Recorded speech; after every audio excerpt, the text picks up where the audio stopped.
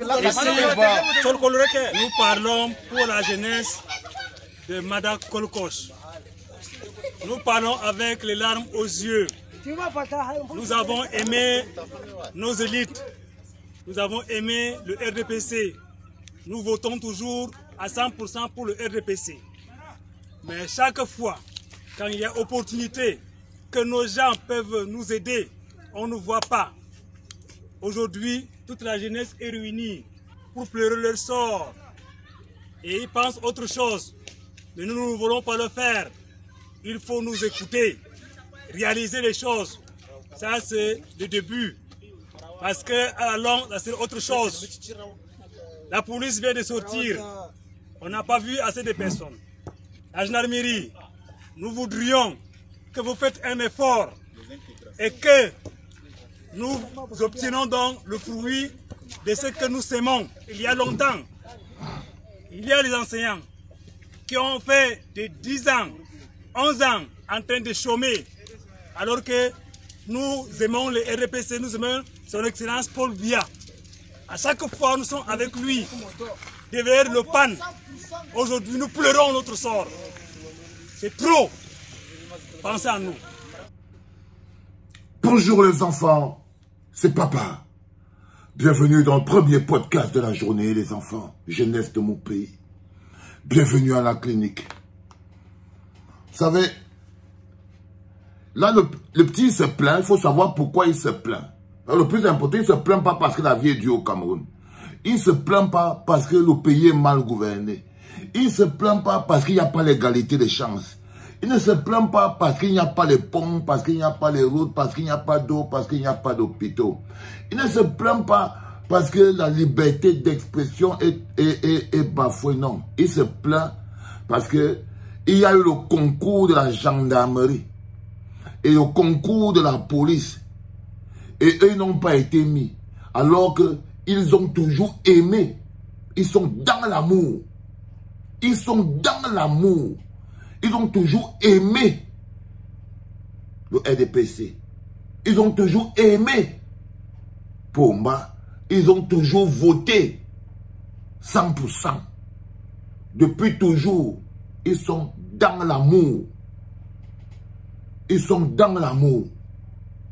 Alors ils se rendent compte que là maintenant, le temps est en train de passer, le concours de la police a encore sorti dernièrement, le concours de la gendarmerie a encore sorti dernièrement. Bon, Pomba a mis seulement tous ses cousins. Parce que j'ai vu les listes de concours qui sont sortis, c'est le grand frère du Triba. Ça veut dire que la jeunesse du Cameroun, j'ai vu les sorties des listes. Ça veut dire que c'est les Onambélé, les Ontiki, les Ngoulou, les Awono, les Ndongo, les Mali. C'est plop! Et voici les gars du Nord qui votent tous 100%. Ils ont été arnaqués. Là, on les a trompés. Là, ils ont été sonnés dans le business. Ça veut dire que dans leur business avec le RDPC, comme la plupart des jeunes d'ailleurs, ils ont été sonnés. Donc pendant que eux, dans le Grand Nord, ils ont toujours voté 100%. Tu as aimé, on a toujours aimé, on a toujours aimé, on a toujours aimé. Est-ce qu'on aime les gens? Pendant donc eux, ils ont toujours aimé, ils ont tout fait. Allez, Pomba a donné tout aux Ondigi, aux Onambélé, aux Ngoulou, et aux Ndongo, aux Esomba, aux Bikele, et tout. Et eux, ils sont maintenant en train de pleurer. Et eux, maintenant, ils sont en train de pleurer. Ils estiment qu'ils ont été... on les a trompés. Les enfants, est-ce que ça c'est un peuple? Est-ce que ça c'est un peuple? Est-ce que cette jeunesse peut construire un pays? Quand vous-même un pays a cette jeunesse, ce pays n'a pas de chance. Ça c'est la malchance du Cameroun. Cette jeunesse, je ne sais pas quoi dire. Et c'est les plus violents. Ça veut dire que si vous lisez ici en bas, les gens qui insultent le plus, que va-t-il au tais-toi, viens lutter ici au Cameroun, patati, ils sont nombreux. Mais moi j'ai honte les enfants. Quand je vois ça et que c'est mon peuple, que je sais que c'est pour ça que je me bats, c'est pour eux là, que je suis hors du pays, qu'on m'a chassé, que ma famille souffre, que les gens sont en prison. C'est pour les gens comme ça. Hein, Alain Foguet, regarde pourquoi tu es en prison. Regarde pour qui tu es en prison, frérot. Regarde, Bibou, pour qui les gens ont foutu ta vie en l'air. Regarde. Regardez les gens pour qui on se bat. Regardez vous-même les gens pour qui Awassou Mispa met en prison. Regardez les gens pour qui Salomon Béa et Onzonzon. Regardez. Vous n'êtes pas la solution. Quand la jeunesse d'un pays n'est pas la solution, ça veut dire que c'est sans issue. Quand la jeunesse d'un pays, dans tous les pays du monde, la jeunesse c'est la solution. Dans tous les pays du monde, les gars, j'ai envie de pleurer quand je pense à ces choses. Dans tous les pays du monde, la jeunesse c'est la solution, sauf au Cameroun. Sauf au Cameroun, vous faites partie du problème. Vous combattez les jeunes qui ne sont pas d'accord. Vous combattez les jeunes qui essayent de dire non, les jeunes qui n'aiment pas. Quand je dis que moi, je n'aime pas le aide, moi, je n'aime pas pourquoi, vous le combattez.